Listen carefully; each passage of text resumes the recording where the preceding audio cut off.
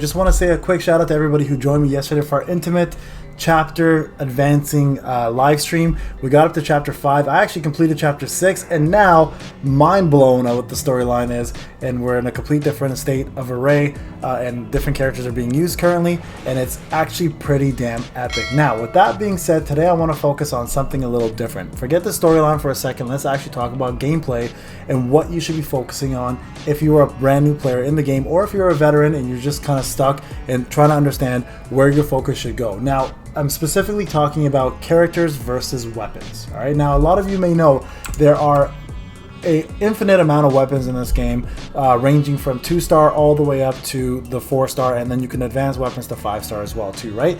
With characters, of course, there are a finite amount of characters, each one based on the storyline, plus the crossover NieR Automata characters that are available to you. So a lot of people are asking the same question, Payne, what should I be going for when I'm summoning? What should I be focusing on more than anything else? And I want to make this clear, and I want to give you the breakdown. So the focus realistically should be, the real answer is both. But there is one thing you should focus on more than the other, and I want to cover that. Okay, so real quick before we continue this, I'm going to go to the enhance here. I'm going to show you guys the characters. Okay, so these are the characters that I currently have. Pretty much everyone is unlocked that I think is currently available. Probably not, actually. There's a few others that aren't available. I'm missing a lot of 4-stars, to be quite honest. So there are going to be characters that you can't get. Now, what is the difference between a weapon and a character? Okay, so first off, characters, of course, range from 2-star and they go up to 4-star. They cannot exceed the 4-star capacity. Right now, 4-star is the highest that a character can ascend to. Okay, so let's just click on Theo here. If you ascend her any further, what you're doing is you're unlocking her potential to go up to level 90. All right, that's a 4-star character. A 3-star character, on the other hand, can be pushed all the way to 80. Okay, and then a 2-star character, I believe, can be pushed over to 70. All right, so that's the difference between the star levels and a character. Now, each character has a specialization, right? So another thing that character brings to the fold is going to be skills. Now, they usually have one skill that is their main damage dealing skill, and in this case, as you can see here, it's called Bludgeon Multi-Strike, and it allows the deal 71% damage to one enemy 4 times, critical damage increased by 28%, and that can be raised. All right, so keep that in mind. So that's the main thing about characters that you're going to see like this. So that's characters have character skills, weapons have weapon skills. So before you think about focusing so much on getting a character, guys, I think personally weapons play a way bigger impact in this game, and I'll tell you why. The one benefit to pulling a character, of course, is the fact that these characters will come with their own 4-star weapon, which will give them a specialty.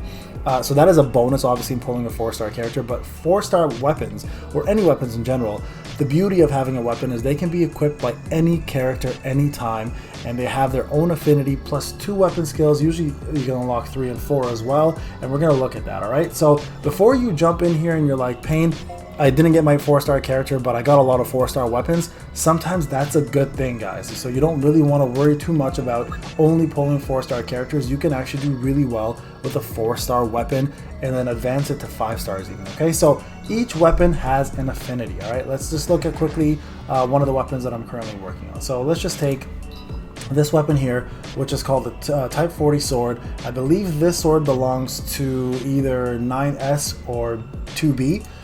And right now, if you look at it, the actual moves are available through the weapon here, right? So as you can see here, as I mentioned, they've got their 1, 2, 3, and then 4. So 3 of them are 2 of them are weapon skills. The other last 2 are going to be traits.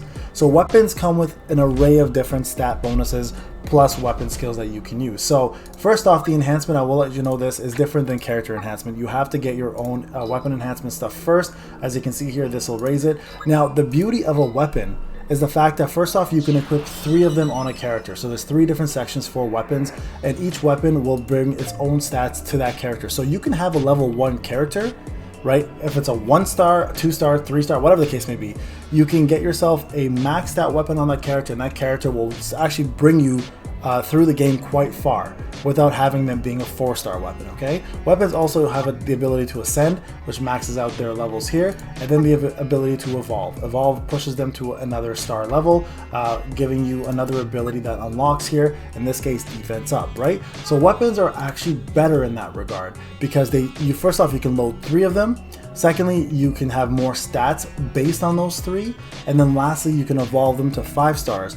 And if you look at almost any single mission, guys, let's look at any quest, right? So I'm gonna go back here and go to quest here. Let's just go to quests right over here. And let's go to subquests real quick, okay?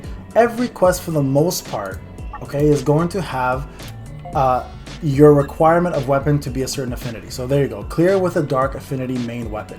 So main weapon, guys, is the main weapon you're currently equipping, not the sub weapons, okay? So keep that in mind. And 90% of them will always say clear using weapon skill 1 time. All right, so weapons are definitely a bigger part in this game than characters, and keeping in mind that every character can equip every kind of weapon. They just won't be a specialist at it, right? So for example, the gunslinger, who is a specialist at guns, can equip all swords, and the weapon skills will move over and all that, but they just won't be as specialized. They won't be as good in terms of their attack power, etc., without having the gun in their hand. So keep that in mind here. That's what makes the icon here relevant. Now, I don't know if I remember this correctly or not.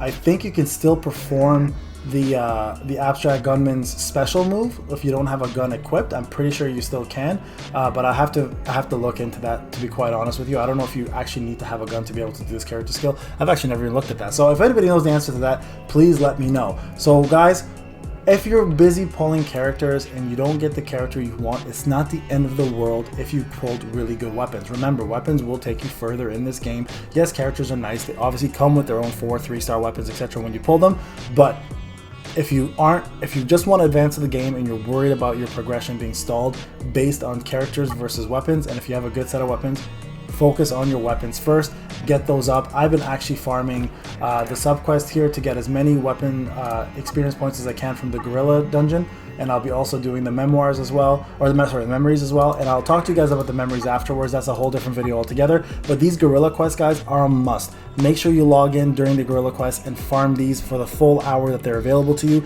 It's double the drop rate usually, and right now they focus on every single weapon piece, and you can obtain XL weapon enhancements, large ones, medium ones, and small ones, rather than just doing the daily quest right now, which will give you the ability to pull obviously these gems, the rubies, which will actually evolve a fire affinity weapon. I'm currently farming this right now because I want to get A2's main weapon up, but you can also get other items here to enhance skills and other jazz as well too, right? So don't neglect dailies, but when the gorilla ones are up, switch your focus back up to the gorilla ones and focus on your weapons, guys. They will definitely take you further than you would if you were just looking for characters. Of course, you want to get both. Both really do matter, but I personally believe weapons will take you further in this game than characters will. Alright guys, I hope this video was informative. I hope you enjoyed it. This is Payne. Talk to you guys later. Have a wonderful day, everybody.